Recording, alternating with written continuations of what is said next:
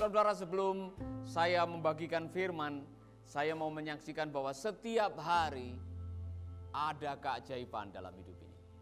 Ketika kita memposisikan diri untuk hidup diberkati, Tuhan akan memberkati kita. Karena ternyata Alkitab mengatakan seperti ini, aku memperhadapkan kepada kamu setiap hari, hidup atau mati. Pilih untuk hidup atau pilih untuk mati. Semuanya adalah konsekuensi daripada pilihan. Hidup adalah pilihan. Kualitas hidup saudara mau seperti apa, itu adalah pilihan saudara. Jadi Anda mau menjadi orang yang bahagia atau tidak bahagia, itu pilihan saudara. Anda mau menjadi orang yang berhasil atau tidak berhasil, itu pilihan saudara. Anda mau menjalani hidup dengan senyum atau dengan marah-marah tiap hari, itu pilihan saudara.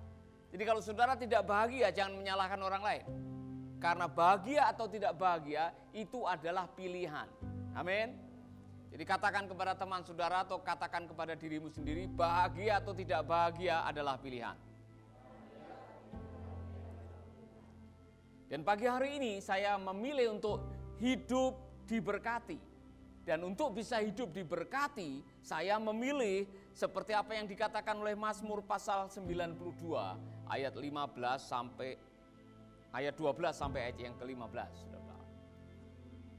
Mazmur pasal yang ke-92 ayat 12 lebih dahulu. Orang jujur bertunas seperti pohon kurma dan tumbuh subur seperti pohon cemara di Libanon.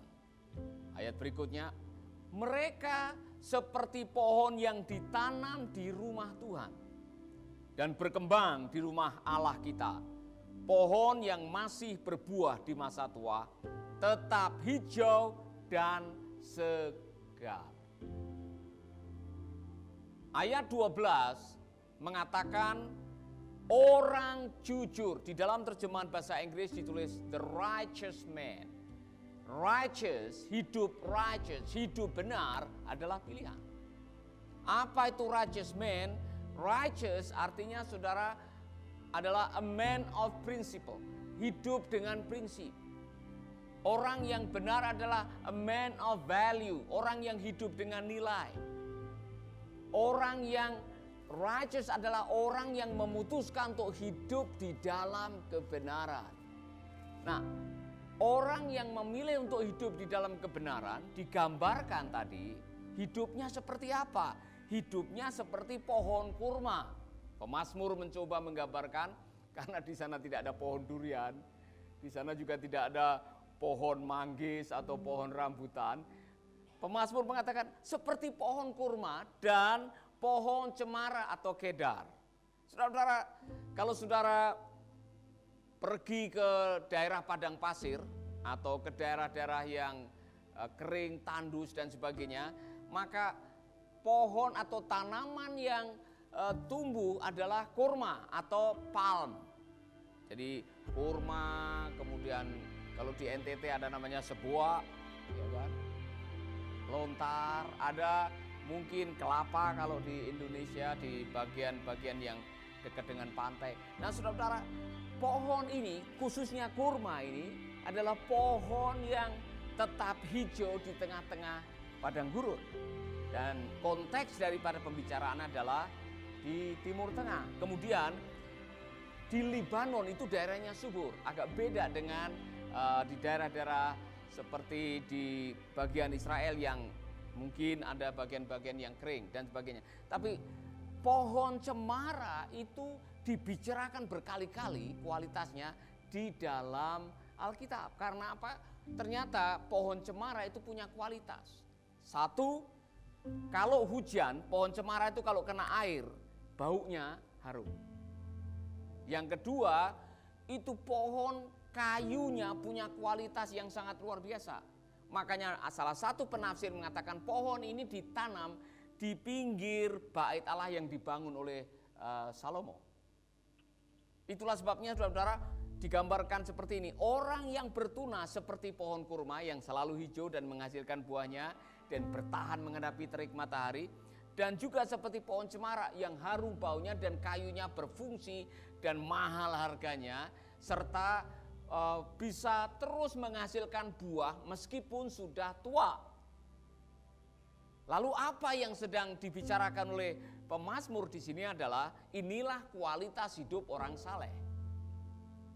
Kualitas hidup orang saleh yang pertama, tulis baik-baik, orang yang memilih untuk hidup benar, orang yang memilih untuk hidup dengan prinsip, orang yang memilih untuk hidup dengan value adalah orang yang memposisikan dirinya untuk hidup diberkati. Jadi berkat pertama yang Anda akan miliki pada waktu Anda memilih untuk hidup benar adalah Anda ditanam di tepi aliran air yang menghasilkan buahnya pada musimnya dan yang tidak layu daunnya, apa saja yang diperbuatnya berhasil. Ini gambaran dari Mazmur pasal 1 yang sebetulnya tidak jauh dari Mazmur pasal 92 tadi. Posisi Anda menentukan emosi Anda. Posisi Anda mendukung tercapainya visi atau tidak tercapainya visi Anda. Maka jangan berjalan dengan orang berdosa. Jangan berdiri di jalan orang fasik atau duduk dengan para pencemooh. Karena posisi di mana Anda tinggal dan dengan siapa Anda memposisikan diri menentukan kualitas hidup Anda. Amin. Hari Sabtu saya memposisikan diri di rumahnya Pak Eli di Tuntang. Baru duduk langsung disuguhi 3 durian. Iya kan? Saya 3 durian dari 3 pohon plus avokat yang besarnya seperti bola. Saudara-saudara, saya hanya duduk memposisikan diri, langsung duriannya keluar sendiri. Amin. Di mana Anda memposisikan diri menentukan emosi. Wah, saudara-saudara, kami akhirnya makan durian sambil ngobrol ke sana kemari dan kami diberkati. Di mana Anda memposisikan diri menentukan emosi Anda. Amin.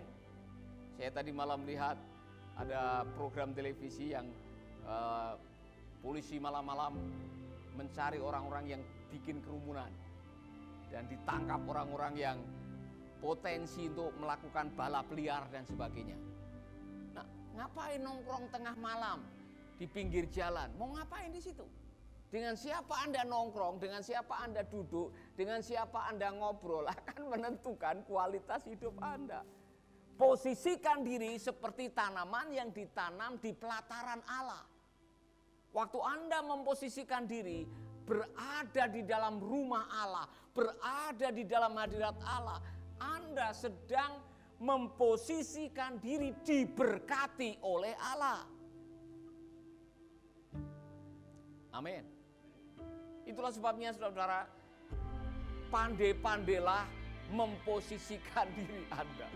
Jadi positioning blessing atau berkat memposisikan diri, ini adalah pilihan saudara. Saudara mau di mana? Setiap hari mau posisikan di mana? Posisikan pikiranmu, posisikan jiwamu, posisikan hatimu ada di mana? Saya pengen seperti Daud. Saya memposisikan diri satu hari. Lebih baik bukan satu hari. Lebih baik satu hari di pelataran. Di pelatarannya siapa?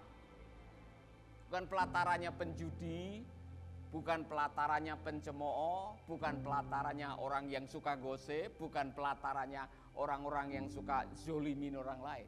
Pilih posisi di mana Anda membuat Anda akan menolong dirimu sendiri mencapai apa yang Tuhan mau dalam hidup. Begini saudara, kita semua tiap hari harus membuat sebuah keputusan mau diposisikan di mana. Termasuk waktu pegang HP. Mau nonton yang mana? Karena itu mempengaruhi emosi saudara. Pada waktu kita bergaul dengan orang, saudara, pergaulan yang buruk merusak kebiasaan yang baik. Sudah jelas. Jadi pilihan posisi ini sangat menentukan. Jadi, contoh kami sedang mencari rumah untuk Debbie. Dan setiap kali lihat rumah, saya langsung lihat lingkungannya seperti apa. Itu sangat menentukan sekali. Saya tidak ingin ada rumah bagus, murah harganya, tidak ada jalan. Harus terjun bebas, ya kan? Kan tidak bisa. Atau rumah bagus, ya kan, murah harganya, tapi waktu jalan di sana kami sudah lihat orang-orang yang pegang botol cap tikus di pinggir jalan pada nongkrong. Saya bilang jangan. Walaupun rumahnya murah, saya tidak mau di sini. Jadi saudara, pilihan Anda menentukan kenyamanan dan pencapaian potensi hidup Anda. Maka kelilingalah dirimu atau pilihlah satu tempat di mana saudara bisa bertumbuh seperti digambarkan seperti di dalam kitab Mazmur pasal 92. Mereka seperti pohon yang ditanam di rumah Tuhan dan berkembang. Itu kata kuncinya. Itu berkat yang kedua. Posisi Anda menentukan perkembangan Anda. Di dalam terjemahan bahasa Inggris ditulis flourish. Dalam bahasa yang lain ditulis prosper. Jadi perkembangan Anda ditentukan oleh di mana Anda ditempatkan. Saya belajar berkali-kali, ayo kita tanam mangga. Ambil biji mangga. Ya, saya minta Elias itu coba tanam mangga di atas keramik. Taruh aja di atas keramik. Kemudian mungkin yang lain tanam mangga di atas tanah atau di dalam tanah yang subur. Tunggu 3 bulan, tunggu 1 tahun. Mana yang tumbuh? Mana yang flourish, mana yang prosper adalah benih yang jatuh di tanah yang tepat. Tidak usah ditungguin suruh tumbuh. Tidak usah dibujuk-bujuk, ayo tumbuh, ayo tumbuh, ayo tumbuh. Benih yang diposisikan di tempat yang tepat otomatis flourish. Jadi di mana Anda menancapkan diri itu menentukan maksimal atau tidaknya Anda, berkembang atau tidaknya Anda. Salah memutuskan untuk mengambil tempat, bisa-bisa potensi saudara tidak berkembang. Sayang sekali saudara, ada orang-orang yang punya potensi bagus, punya talenta karunia yang luar biasa, tapi salah pergaulan, bisa-bisa habis riwayatnya. Saya sempat bicara dengan Hani Patikawa, saya tanya, teman-temanmu yang satu angkatan di Indonesian Idol bagaimana?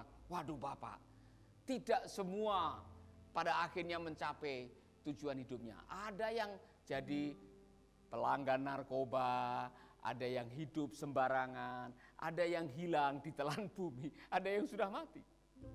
Karena apa saudara? Sekali lagi, ketika kita salah memilih tempat, maka kemungkinan potensi Anda akan terpendam atau tidak akan bertumbuh. Tetapi kalau Anda memilih tempat yang baik, mereka seperti pohon yang ditanam di rumah Tuhan dan berkembang. Jadi setelah positioning blessing, Anda akan mendapatkan berkat yang namanya flourish, berkembang, bertumbuh, maksimal, mencapai apa yang menjadi rencana Allah di dalam kehidupan Anda.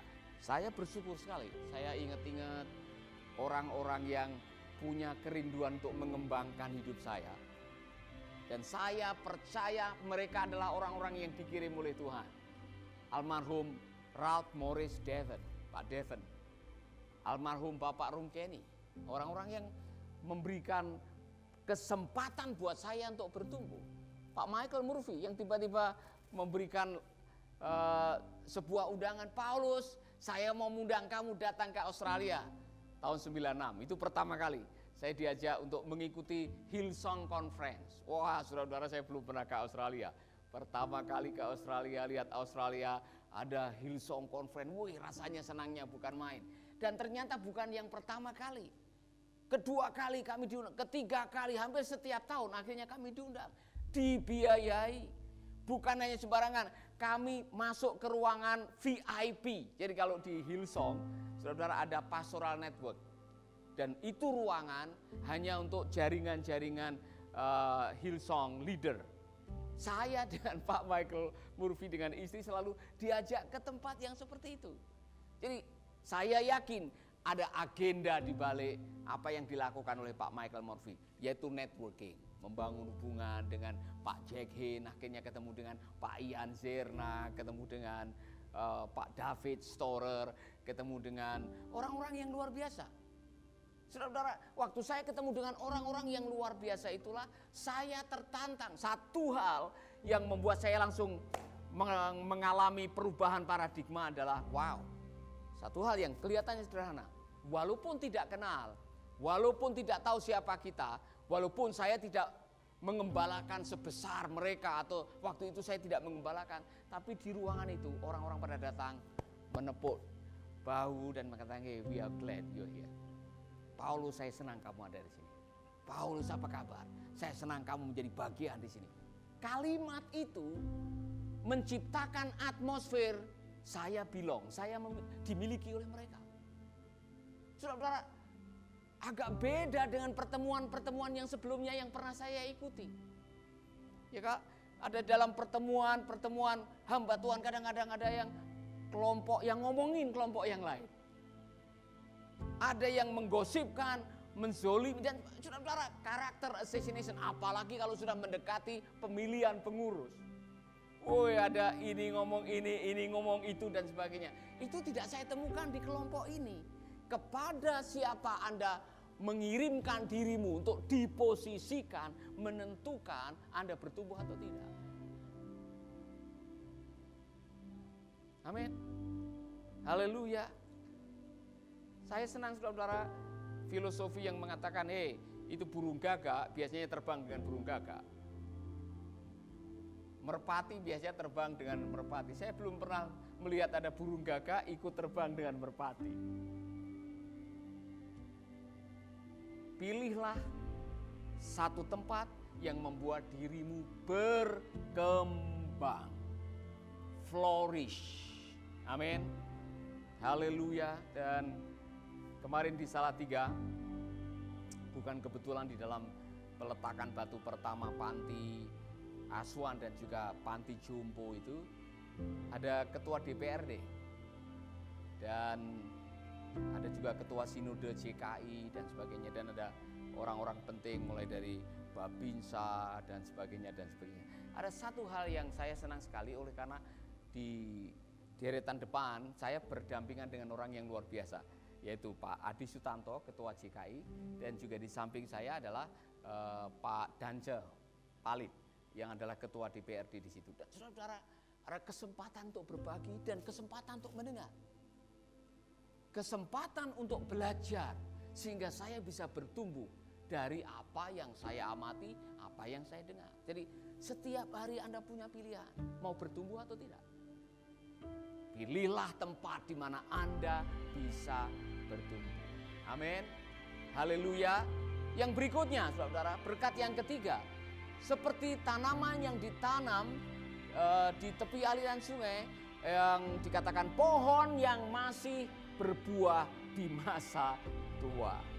Kalau terjemahan yang lain atau di dalam versi Alkitab yang lain, selalu menghasilkan buah pada musimnya. Posisi flourish, berkembang, berbuah. Segala sesuatu yang berkembang pasti menghasilkan buah. Mau buahnya enak dimakan atau tidak dimakan, pohon itu kalau ditempatkan di tempat yang baik dalam waktu cepat akan menghasilkan. Dan apa yang Anda lihat sebagai hasil adalah produk dari ditanam atau tertanam tadi. Amin. Nah, saya mau mengatakan ini kepada Anda semuanya, bahwa di akhir ayat ini nanti ada sebuah kalimat yang seperti ini. Untuk memberitakan bahwa Tuhan itu benar. Di akhir ayat ini, saudara akan menemukan ayat yang mengatakan untuk memberitakan bahwa Tuhan itu benar. Jadi posisi Anda menentukan kesaksian Anda. Posisi Anda menentukan Anda mencapai atau tidak tujuan Allah dalam hidup Anda. Semua diciptakan untuk berfungsi sebagaimana didesain oleh Tuhan. Kita semua diciptakan dengan blueprint yang sudah jelas. Tuhan punya rencana untuk setiap kita, saudara-saudara. Dan di dalam ayat ini dikatakan bahwa rencana akhirnya adalah kita menjadi kesaksian. Kalau dalam terjemahannya Perjanjian Baru adalah menghasilkan buah, dan buahmu itu tetap, sehingga orang akan tahu bahwa kamu adalah murid-muridku. Jadi Tuhan punya agenda untuk kita semua. Dan agenda itu bisa tercipta atau bisa terlaksana kalau kita mengikuti manual kehidupan hidup benar tadi. Amin. Sudah berbuah? Hidup yang berbuah itu adalah tujuan akhir mengapa Tuhan mengirim kita di dunia ini. Menghasilkan buah. Saya ulangi lagi. Menghasilkan buah, dan buahmu itu tetap. Kalau boleh dibilang di dalam ayat yang sebelumnya, atau di dalam ayat Yohanes pasal 15, 7 dan 8 dikatakan, jikalau kamu tinggal di dalam aku, dan firmanku tinggal di dalam kamu, ini posisi. Anda mau posisikan di mana? Jikalau kamu tinggal, ini masalah posisi. Jikalau kamu tinggal di dalam aku, dan firmanku tinggal di dalam kamu, mintalah apa saja yang kamu kehendaki, dan kamu akan menerimanya. Dalam hal inilah Bapakku dipermuliakan, yaitu jikalau kamu berbuah banyak, dan dengan demikian kamu adalah murid-muridku. Fruitfulness, hidup yang berbuah adalah hidup yang dikehendaki oleh Tuhan.